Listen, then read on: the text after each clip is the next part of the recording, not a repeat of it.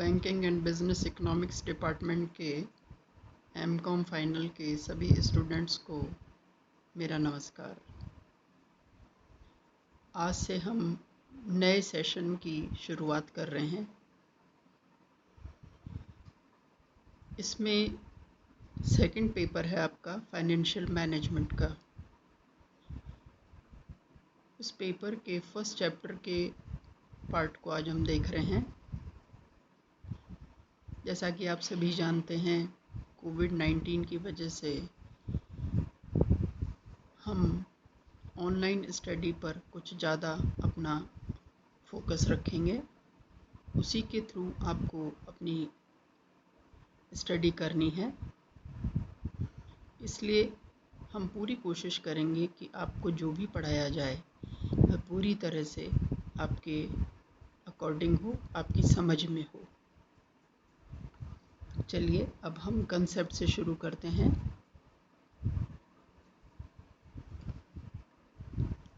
जैसा कि आपने ग्रेजुएशन में भी ये पेपर पढ़ा है पहले से, और काफ़ी हद तक आपको ये सारे कंसेप्ट्स क्लियर भी होंगे, लेकिन कुछ रिवीजन हम कर लेंगे तो हमें आगे बढ़ने में काफ़ी सुविधा होगी।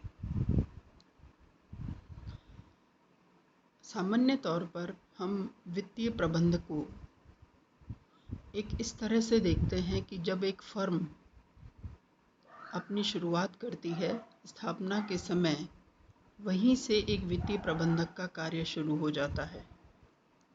वहाँ उसका ये मुख्य कार्य होता है कि उस फर्म के लिए कुल कितना कैपिटल चाहिए, कुल कितने फाइनेंशियल रिसोर्सेज चाहिए,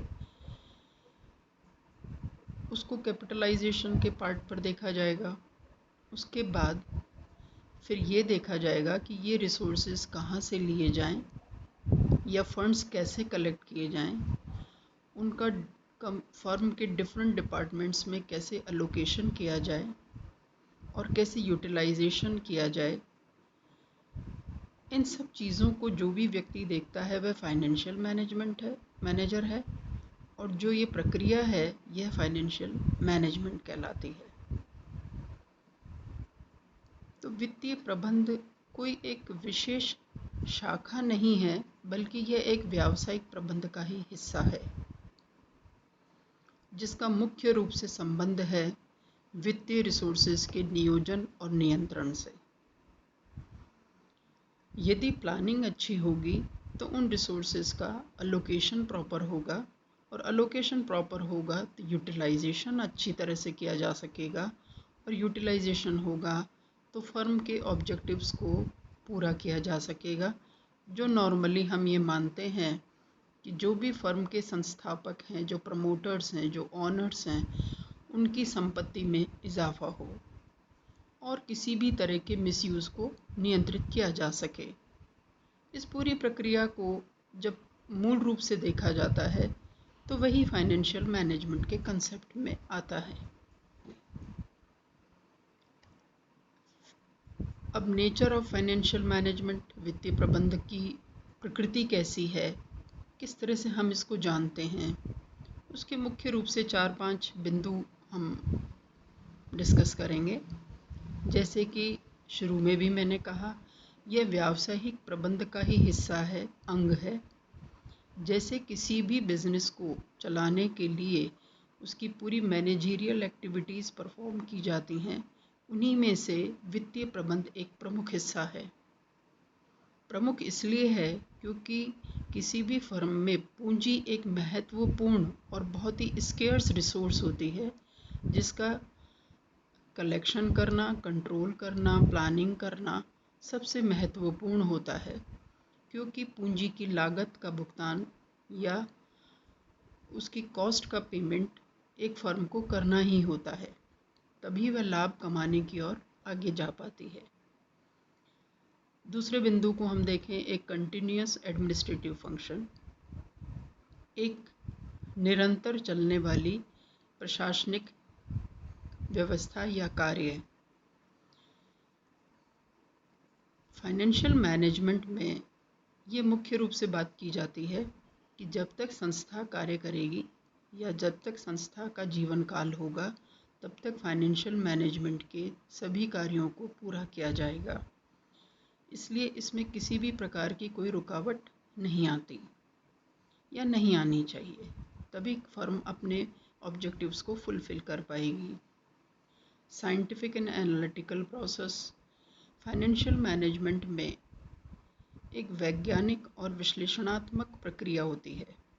वो इसलिए क्योंकि इसमें संस्था के कुल फंड्स को या टोटल फंड्स को कैलकुलेट करने के लिए, उनको यूज़ करने के लिए, उनको एलोकेट करने के लिए, उनके लागत और लाभ का विश्लेषण करने के लिए विशिष्ट प्रकार की तकनीकों का, विधियों का, प्रणालियों का उपयोग किया जाता है। इसलिए इस प्रक्रिया को बहुत साइंटिफिक माना जाता है और कंप्लीट एनालिसिस करने के बाद ही कैपिटल जैसे एक महंगे साधन का उपयोग किया जाता है। सेंट्रलाइज्ड फंक्शन इसलिए कहा जाता है क्योंकि पूरे बिजनेस मैनेजमेंट में ये एक सेंटर पॉइंट है, एक केंद्र बिंदु है जिसके चारों ओर बिजनेस मैनेजमेंट का कार्य पूरा किया जाता है। यदि इसकी कमी होगी तो बिजनेस प्रॉपरली नहीं रन होगा और यदि ये बहुत ज़्यादा होगा तो उसका मिसयूज़ होगा, ये हम सभी जानते हैं।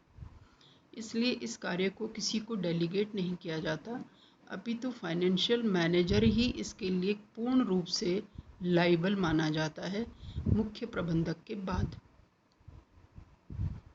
अंतिम रूप से हम देखें, applicable to all types of organisation, चाहे एकाकी व्यापार हो, चाहे साझेदारी फर्म हो या कोई बहुत बड़ी बहुराष्ट्रीय कंपनी हो, सभी में फाइनेंशियल मैनेजमेंट का रोल है।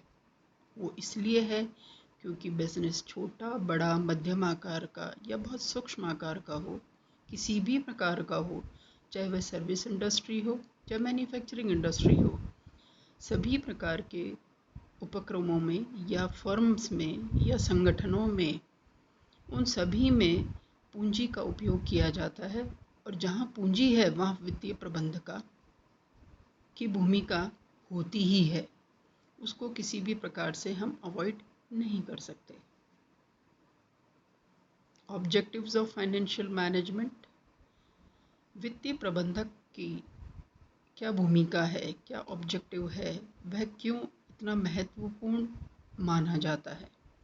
जैसा कि आपकी फर्स्ट लाइन क्लियर करती है, the main objectives of business are survival and growth. मतलब व्यवसाय का जो मुख्य उद्देश्य है वो है उसका एक लंबे समय तक कार्य करना और आगे से आगे उन्नति करना, प्रोग्रेस करना, प्रॉफिट के मैक्सिमम लेवल को टच करना। और इन ऑब्जेक्टिव्स को पूरा करने के लिए कंपनी का एक अल्टीमेट ऑब्जेक्टिव जो पूरा होता है वो है उसके स्वामियों की इकोनॉमिक वेलफेयर को इंक्रीज करना, अर्थात उनकी वित्तीय स्थिति को और अधिक बढ़ाना।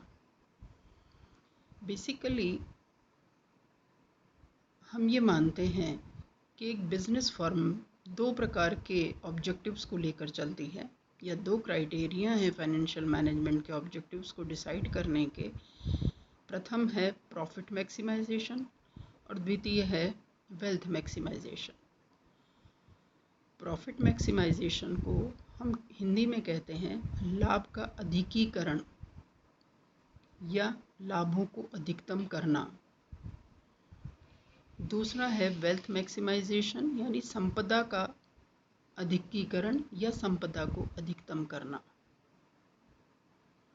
इन दोनों ऑब्जेक्टिव्स के मध्य कुछ विवाद रहे हैं विभिन्न प्रबंधकों के बीच में कि किसी भी फाइनेंशियल मैनेजमेंट प्रोसेस में प्रॉफिट को मैक्सिमाइज किया जाए, यानी लाभों को अधिक किया जाए, या संपदा को अधिक किया जाए। इसको समझने के लिए हम डिटेल में ये समझेंगे कि इन दोनों का मीनिंग और कंसेप्ट क्या है। यह हम अब कल पढ़ेंगे।